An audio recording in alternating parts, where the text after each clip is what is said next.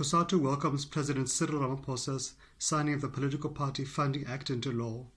This is a welcome, long overdue intervention in the fight against corruption. It will help boost our efforts to clean up the state and remove the cancer of corruption that has permeated our political fabric. This act requires all political parties to disclose their funding to the IEC, to Parliament and to public. They will be required to provide a list of who makes donations above 100,000 Rand. Equally critical, it prohibits the donation to political parties by not only South African government institutions and entities and state-owned enterprises, but also those overseas. This is critical, again, to removing the cancer of corruption. This is a welcome intervention in time for our local government elections, which are due for this year. This will help to provide transparency when most political parties go through significant fundraising drives in preparation for the local elections.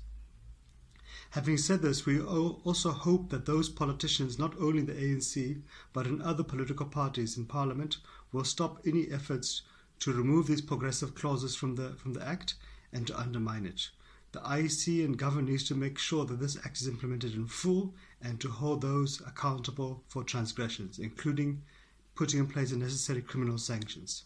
In fact, we think the Act should be further strengthened to require transparency not only on donations of 100,000 Rand above, but in fact for every single Rand and cent that political parties receive. Maximum transparency is needed in this fight against corruption. The Act also provides for increased public funding of political parties. The intention here is to remove the dependency of political parties upon rich business persons and so forth. That might be noble in its intention, but right now, as Cosatu, we think that provision needs to be put in abeyance. It will not be justifiable to impose a 4-year wage freeze on public servants. Similar attempts in the municipalities. We've seen many municipal workers not receiving the wages. Some, like in Amotoli district, may not receive wages for many months. We've seen thousands of workers in state-owned enterprises like SAA, SA Express lose their jobs, not even receiving the benefits that are due to them.